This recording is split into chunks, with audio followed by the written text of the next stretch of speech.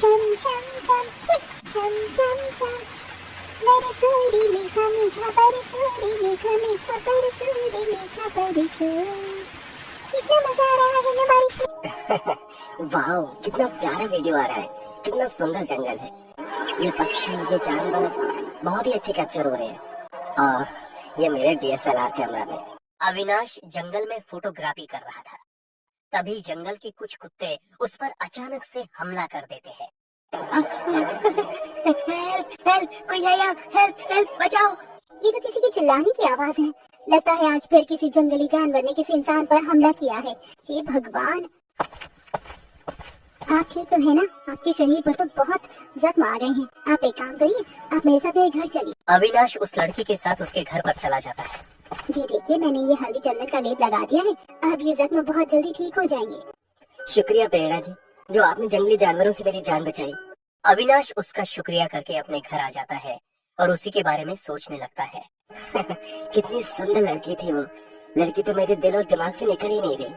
अविनाश अब उस लड़की के बारे में सोच सोच कर इतना पागल हो रहा था कि वो रोज रोज जंगल में आकर फोटोग्राफी करने लगता है और दोनों की अच्छी दोस्ती हो जाती है। ऐसे ही एक दिन। ये क्या है? इसको कैसे इस्तेमाल करते हैं? ऐसे खींचते हैं, यहाँ से इस बटन को दबाना होता है और यहाँ से क्लोज करके पिक्चर क्लिक हो जाती है। वो प्रेरणा को फोटो खींचना सिखाता है। वहीं दूसरी तरफ प्रेरणा भी जंगल के जानवरों के बारे में बताती है, जिससे उसका डर भी खत्म होने लगता है। अब धीरे धीरे दोनों की दोस्ती प्यार में बदल जाती है। और फिर एक दिन, चलो प्रेरणा, आज मैं तुम्हें अपना घर दिखाकर लेकर आता हूँ। नहीं, मैं तुम्हारे घर नहीं जा सकती। मैं इतनी गरीब लड़की हूँ, तुम्हारे घर पर कैसे जाऊँ? वो उसकी एक बात नहीं सुनता और उसे अपने घर ले जाता है। बाप रे, कितना आलीशान महल है। ये पूरा महल तो संगमरमर के पत्थर से बना हुआ है। तुम बहुत खुशकिस्मत हो जो इस आलीशान महल के घर में रहते हो। मैंने तो ऐसे महल सिर्फ कहानियों में ही सुने हैं और अखबारों की तस्वीरों में ही देखे हैं। कोई बात नहीं प्रेरणा, लेकिन अब तुम इस महल को देखने और इसमें रहने की भी आदत डालो, क्योंकि मैं जल्दी तुम्हें आलीशान महल की बहू बनाने वाला हूँ। ये क्या कह रहे हो अविनाश? मैं इस घर की बहू कैसे बन सकती हूँ? ये सच नहीं हो सकता। मैं एक बहुत ही गरीब लड़की हूँ और तुम्हारे माता पिता क्या वो मुझ जैसी गरीब लड़की को एक्सेप्ट करेंगे अपने महल जैसे घर में? अरे प्रेरणा, तुम चिंता मत करो। मेरे माता पिता की खुशी उसी में होती है जिसमें मेरी खुशी होती है। अब कुछ समय बाद अविनाश प्रेरणा से शादी करके अपने घर ले आता है। अरे बेटा, ये सब क्या है? तूने शादी कर ली और तूने मुझे बताना जरूरी तक नहीं समझा? माँ, मैं तो आपको सभी चीज बताने वाला था, लेकिन चीजें इतनी जल्दबाजी में हो गई कि आपको बताने का समय ही नहीं मिल पाया। ठीक है बेटा, अब जब शादी हो ही गई है तो ठीक है। आओ बहू, घर के अंदर आ जाओ। अब प्रेरणा अपने पति के साथ घर के अंदर आती है और इतना बड़ा घर देखकर हैरान हो जाती है। बाप रे, कितना आलीशान महल है। ऐसा आलीशान महल तो मैंने आज तक जिंदगी में कभी नहीं देखा। ऐसा घर बनाने के लिए तो ना जाने लोगों के कितने लाखों करोड़ों रुपए लग जाते होंगे। छोटी मालकिन, चलिए, आप बहुत ज्यादा थक गई होंगी। चलिए, मैं आपको आपके कमरे में छोड़ देता हूँ। अब प्रेरणा अपने कमरे में जाती है। बाप रे, कितना आलीशान बेडरूम है और कितने प्यारे फूलों से सजा रखा है। मैं तो बहुत खुशकिस्मत हूँ जो ये महल जैसा ससुराल मुझे मिला। अब प्रेरणा अगले दिन रसोई में जाती है, देखती है। बाप रे, मेरे महल जैसे ससुराल की रसोई कितनी आलीशान है और यहाँ तो चूल्हा भी नहीं है, सब कुछ ऑटोमेटिक है और मुझे तो ये सब चलाना भी नहीं आता है। अच्छा, तो अब ये जाहिल गरीब लड़की हमारे आलीशान रसोई में भी आ पहुंची। तुम इस घर की बहू तो बनकर आ गई, पर क्या तुमने आज से पहले ये आलीशान किचन देखा था? कोई नहीं, अब देख लो, आंखें फाड़ फाड़ के देख लो, क्योंकि तुमने तो आज से पहले ये सब देखा नहीं होगा ना। बेचारी वो गरीब बहू पहली ऐसे डिजिटल चीजों पर खाना बनाती है जिसके कारण उसका हाथ जल जाता है। बेचारी वो अब जले हुए हाथों से ही सबके लिए खाना टेबल पर लगाती है और खिलाती है। अरे माँ, मुझे आपको बताना था कि काम के सिलसिले से आज ही मुझे 2 से 3 महीने के लिए बाहर जाना है, तो आप प्रेरणा का ध्यान रखिएगा। प्रेरणा अभी किसी को इस घर में अच्छे से जानती नहीं है। हाँ हाँ, तू बिल्कुल चिंता मत कर। अब प्रेरणा का पति चला जाता है और उसके जाने के बाद से वो गरीब बहू जाकर घर को अच्छे से देखने लगती है और एक गुलदस्ते को हाथ में लेती है। तभी, अरे तूने मेरा गुलदस्ता क्यों छुआ है? अपने गरीब गंदे हाथों से मेरे इस महंगे गुलदस्ते को गंदा कर देगी क्या? अब प्रेरणा वहाँ से चली जाती है। जिसके बाद वो अपने कमरे में आकर सो जाती है। तभी ए गरीब लड़की, चल उठ, बहुत आराम फरमा लिया तूने इस आलीशान बिस्तर पर। अब चल, अब मैं तुझे बताती हूँ कि तुझे कहाँ रहना है। आज से तू यहाँ नहीं रहेगी। पर अविनाश जी ने तो कहा था कि यही मेरा कमरा है। वो मेरा बेटा बोल कर गया था, वो भी इसलिए क्योंकि तूने उसको अपने प्यार में गुमराह किया ताकि तू इस आलीशान महल में राज कर सके। लेकिन आज मैं तुझे तेरी औकात दिखाऊंगी कि तुम जैसी गरीब लड़की की क्या औकात होती है। अब शकुंतला गरीब बहू का हाथ पकड़कर ले जाती है और बाहर एक छोटे से कमरे में जाती है। ये देख, ये है तेरी जगह और आज से तू यहाँ इस एक कमरे में ही रहेगी। लेकिन माँ जी, मैं यहाँ इस छोटे से एक कमरे में कैसे रह पाऊंगी? ये सब मैं नहीं जानती, लेकिन आज से तू यहीं रहेगी। अब शकुंतला उसे वहीं छोड़ जाती है। अगले दिन माँ जी, मुझे खाना बनाना है, लेकिन उस एक कमरे में तो इतनी जगह ही नहीं है कि मैं वहाँ खाना बना सकूं। क्या मैं आपकी आलीशान महल की रसोई में खाना बना सकती हूँ? अरे तुम जैसी गरीब को एक बार में बात समझ में नहीं आती क्या? कोई जरूरत नहीं है, जाकर सड़क पर से मिट्टी लेकर आओ और उसका चूल्हा बना और अपने उस एक कमरे में ही खाना बना। अब प्रेरणा बेचारी बाहर जाती है और थोड़ी सी मिट्टी लेकर आती है और कमरे में ही चूल्हा बनाकर उस पर खाना बनाने लगती है। चूल्हा गीला होने के कारण पूरे घर में धुआं फैल जाता है। अब प्रेरणा थोड़ी देर बाद अपनी सास के पास जाती है। माँ जी, क्या मैं आपका बाथरूम यूज कर सकती हूँ? उस एक कमरे में नहाने की बिल्कुल भी जगह नहीं है। नहीं नहीं माँ, इस गरीब लड़की को साफ मना कर दो। अरे इसके नहाने के बाद तो हमारे टॉयलेट का हाइजीन ही खराब हो जाएगा और मैं हाइजीन के साथ कोई कॉम्प्रोमाइज नहीं कर सकती। अब प्रेरणा अपनी ननद की बात सुनकर वहाँ से चली जाती है और अपने छोटे से कमरे में ही कपड़ा तान कर नहाने लगती है।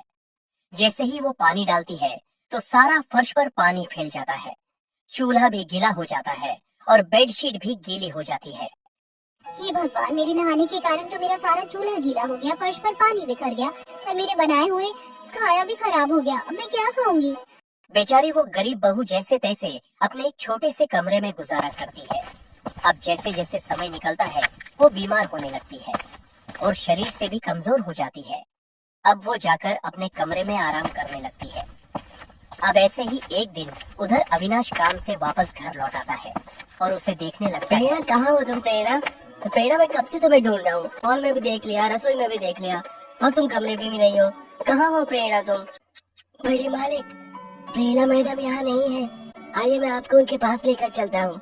अब अविनाश को वो घर के बाहर बने एक छोटे कमरे में ले जाता है, जहाँ प्रेरणा की ऐसी हालत देखकर। प्रेरणा, ये क्या हालत बना रखी है तुमने? और चूल्हा, ये पानी, ये जमीन पर बिस्तर, ये सब क्या है? अब प्रेरणा अपने पति देखकर अपने आंसुओं को रोक नहीं पाती है और अपने साथ हुए सभी अत्याचारों के बारे में बता देती है। तभी वहाँ उसकी सास और ननद भी आ जाती है। अब बहुत हो गया। जिस घर में मेरी बीवी की इज्जत ही नहीं है, उस महल जैसे आलीशान घर में मुझे भी नहीं रहना। चलो प्रेरणा, अब हम यहाँ नहीं रहेंगे। नहीं अविनाश, मेरी वजह से अपनी माँ को मत छोड़ो। और मैं तो तुम्हें पहले ही कहती थी कि मुझ जैसी गरीब को तुम्हारी माँ कभी एक्सेप्ट नहीं करेंगी। मैं यहाँ से चली जाती हूँ। मैं इस महल जैसे ससुराल में रहने के काबिल नहीं हूँ। आप मेरी वजह से अपनी माँ को मत छोड़िए। शकुंतला को अपनी बहू की बात सुनकर अपनी गलती का एहसास हो जाता है कि उसने उस कितने अत्याचार किए और फिर भी उसने उसके बेटे को अलग होने से रोका। मुझे माफ कर दो प्रेरणा, मुझसे गलती हो गई। आज से तुम इस महल की इकलौती बहू और आज से हम सब साथ रहेंगे। अब प्रेरणा अपनी सास को माफ कर देती, जिसके बाद अब सब लोग एक साथ खुशी खुशी मिलकर रहने लगते हैं। एक छोटे से घर में लता नाम की औरत रहती थी।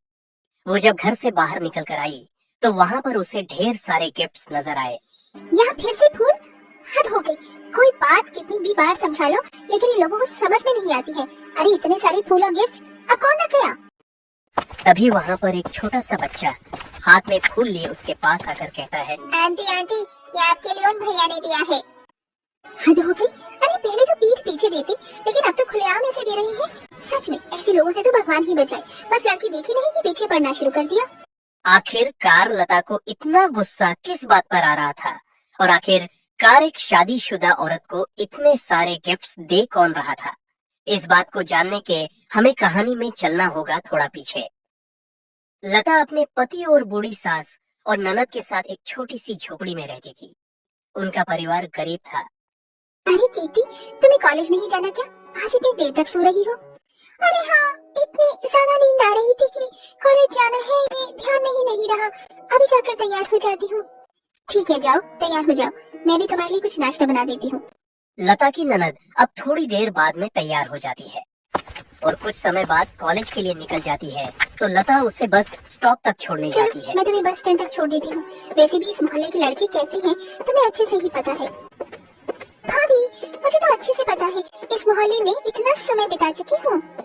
अब दोनों ऐसे बातें करते हुए जा रही होती है, तभी मोहल्ले के कुछ लड़के उन्हें छेड़ने लगते हैं। अरे बस से क्यों जाना है जब अपनी गाड़ी आ खड़ी है? आओ मैं छोड़ देता हूँ। अरे मैं भी इतना बुरा नहीं हूँ, और वैसे भी बस में तो धक्के लगेंगे और धक्के लगवाने ही है, तो बताओ मैं भी चलता हूँ बस में, क्या कहती हो? कैसे छिछोरे लड़के हैं, ऐसी कोई किसी को छेड़ता है क्या? जरा भी शर्म नहीं है? घर में बहन बेटी नहीं है क्या इनके?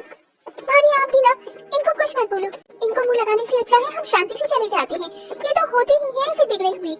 अरे बिगड़े ही सही, लेकिन गाड़ी तो है, बस में धक्के नहीं खाने पड़ेंगे, जहाँ बोलोगे वहाँ छोड़ देंगे। और अगर घर जाने कॉलेज जाने का मन नहीं है तो भी हम लॉन्ग ड्राइव पर चलते हैं। मेरा तो मन करता है इनका सर ही फोड़ दो। अरे इनकी वजह से मुझे तुम्हारे लिए घबराहट होती है, तब देखो तुम पर लाइन मारते रहते हैं। मेरी ननद इतनी खूबसूरत है कि पूरा मोहल्ला ही तुम पर लाइन मारता है। भाभी कोई बात नहीं, मेरा बस स्टैंड आ गया है, मैं बस से चली जाऊंगी, आप घर चली जाओ। लता हमेशा से ही अपनी ननद की बहुत परवाह करती थी, क्योंकि उसे मोहल्ले के लड़के हर रोज परेशान करते थे, इसलिए वो हमेशा चिंता में डूबी हद रहती होती थी। है। अरे मोहल्ले में कितनी बेशरम लड़के हैं, मैंने आज तक ऐसे लड़के कभी नहीं देखे। अब इनको बोल भी नहीं सकती क्योंकि इनके मुंह लगना ही बेकार है। लता अब ऐसा बोलकर घर के कामों में लग जाती है। अब ऐसे ही कुछ समय बीत जाता है और जब लता बाजार से घर लौट रही होती है तब कितना भारी थैला है, सच में कितनी दूर बाजार लगता है। इतनी दूर से इतना भारी थैला लेकर आना, हाथ दुख जाते हैं। लता को देख अब उसके पास मोहल्ले के 2 लड़के आते हैं। अरे भाभी जी ज्यादा भारी है तो बताइए, मैं आपको घर तक छोड़ देता हूँ, मैं थैला उठा लूंगा। आप कीर्ति जी की भाभी है तो हमारी भी तो भाभी हुई ना, और नहीं तो क्या। और वैसे भी 2 दिनों से कीर्ति जी को देखा नहीं है, और जब तक उन्हें देखते नहीं है तो ऐसा लगता है कि पूरा दिन खाली खाली सा है। वो क्या है ना, इतनी सुंदर नंद है आपकी, हमारा तो उनके बिना मन ही नहीं लगता है। तुम दोनों को शर्म नहीं आती है? मेरे सामने ही मेरी ननद के बारे में ऐसे बोल रही हो। देखो भलाई इसी में है कि यहाँ से मुंह उठाकर चलती बनो, ऐसा मारूंगी ना कि चक्कर लगाते रह जाओगी। हम तो चक्कर ही लगा रहे हैं आपकी नंद के। अरे ये बता दो कब दर्शन होंगे, इतने दिनों से दर्शन के लिए बेकर आ रहे हैं। यहाँ से जा रहे हो या नहीं, या फिर लोगों को बुलाकर भीड़ इकट्ठा करूं? लोग ही बताएंगे तुम लोगों को अच्छे से। अरे बहू क्या हुआ, तो इतनी गुस्से में क्यों है? माँ जी अब मैं क्या ही करूं मोहल्ले के लड़कों का। अरे हर कोई मेरी ननद के पीछे ऐसे हाथ धोकर पड़ा है ना कि क्या ही बताऊं। कॉलेज के पीछे घर के बाहर खड़े रहते हैं, ये सब क्या अच्छा लगता है? अरे शरीफ घर की बच्ची है, वैसे भी हम कितने गरीब हैं, हमारे लिए कितनी मुसीबत होती है। बहू ये तो है, लेकिन अब हम किस किस का मुंह बंद करवा सकते हैं? यही तो दिक्कत है ना माँ जी कि हम कुछ नहीं कह सकते, मुंह नहीं बंद करवा सकते। लेकिन मुझे बिल्कुल भी पसंद नहीं आता जब कोई ऐसे फालतू की बकवास करता है। लता अपनी ननद के साथ बैठकर टीवी देख रही होती है, तभी उसके पास उसका बेटा हाथ में चॉकलेट लिए आता है। ये देखो मुझे चॉकलेट मिली है, कितनी टेस्टी टेस्टी चॉकलेट है। तुझे ये चॉकलेट किसने दी? हमारे पास तो इतने पैसे नहीं है, हम खुद गरीबी में जी रहे हैं, तो तुझे इतनी महंगी चॉकलेट कहाँ से मिल गई? माँ वो पड़ोस वाले भैया है ना, उन्होंने दी है। वो क्या है ना, उन्होंने कहा है कि मेरी वो है ना कीर्ति, उनके साथ बैठ कर खाना है। कोई भी तुझे कुछ भी देगा और तू उठाकर यहाँ ले आएगा? मैं तुझे आखिरी बार बता रही हूँ, मोहल्ले के किसी भी लड़के से ना फालतू की बकवास करने की जरूरत नहीं है, वो खुद तो बिगड़े हैं, तुझे भी बिगाड़ देंगे। भाभी अब आप बाहर वालों का गुस्सा सोनू पर क्यों निकाल रही हो? अरे बच्चा है, उसे कहाँ है इतनी समझ? हाँ बच्चा है, उसे समझ नहीं है, लेकिन अगर अभी से नहीं समझाया तो आगे क्या ही समझेगा। अब ऐसे ही दिन निकलते गए और एक दिन लता अपने घर से बाहर जा रही होती है तो उसे एक लड़का ऑफिस से घर जाते हुए नजर आता है। पूरे मोहल्ले में एक यही लड़का है जो मुझे इतना शरीफ लगता है, अपने काम से काम रखता है, किसी से फालतू बकवास नहीं। आदित्य जी आपको मैं इतनी समय से देख रही हूँ, मोहल्ले में आप किसी से वास्ता नहीं रखते, अपने काम से काम रखते हैं, आपकी ये खूबी मुझे बहुत पसंद है। जी शुक्रिया, लेकिन अभी मुझे घर में दिया भी जलाना है। वो क्या है ना, आज माँ घर पर नहीं है। ठीक है, मैं आपका ज्यादा समय नहीं लूंगी, लेकिन मैं आपको ये बताना चाहती हूँ कि मैं अपनी ननद का रिश्ता आपके साथ करवाना चाहती हूँ। आपकी नंद इतनी खूबसूरत है, पूरे मोहल्ले के लड़के उसके पीछे पड़े हैं, और आप अपनी नंद का रिश्ता मेरे साथ करवाना चाहते हैं? जी हाँ, तभी तो मोहल्ले के आवारा लड़कों को तो हर दूसरी लड़की पसंद आ जाती है, लेकिन आपके सामने इतनी खूबसूरत लड़की है जो मेरी ननद है, उसको देखते भी नहीं है आप। और ये आदत आपकी मुझे बहुत पसंद है। देखिए, कोई दबाव नहीं है, लेकिन मैं अपनी मन की बात कहना चाहती थी। दरअसल मैंने कभी बताया नहीं, लेकिन मुझे आपकी नंद काफी अच्छी लगती है, पर मैं अपने भविष्य को लेकर ज्यादा चलता हूँ, इसलिए कभी ध्यान नहीं दिया। मेरी माँ को भी आपकी नंद बहुत पसंद है। फिर तो हो गई बात। अब धीरे धीरे समय निकलता जाता है और ऐसे ही एक दिन जब लता दरवाजा खोलती है तो उसे बाहर ढेर सारे गिफ्ट्स नजर आते आज तुम लोगों का बहुत हो गया। आज तुम लोगों को ऐसा जवाब मिलेगा ना कि कुछ बोल नहीं पाओगे। अब शाम को जब उसकी ननद घर पर आती है तो सभी लड़के आ जाते हैं। देखो कितने वैलेंटाइन डे निकल गए, लेकिन आज हमें जवाब चाहिए। तुम्हारी खूबसूरती के आगे मैं खुद को रोक नहीं पाता। भाभी, भाभी जल्दी आओ, देखो ये सब क्या हो रहा है। भाभी जी प्लीज आप बीच में मत आना, आज हमें आपकी नंद से जवाब चाहिए। हाँ, आज तो जवाब मिलेगा ही। भाभी, भाभी क्या कह रही है? मैं कुछ गलत नहीं कह रही, आज इन सबको जवाब मिलेगा ही। रुको तुम। ये आदित्य है, हमारे ही मोहल्ले का लड़का है, और ये कीर्ति का मंगेतर है। क्या क्या क्या? अभी क्या कह रही हो? देखो, मुझे अपनी ननद के लिए काफी अच्छी लड़की की तलाश थी, और इससे अच्छा लड़का नहीं मिलेगा। वैलेंटाइन डे का दिन है, तुम्हें तुम्हारे सपनों का राजा मिल गया और बाकी सब लड़कों का मुंह बंद हो गया।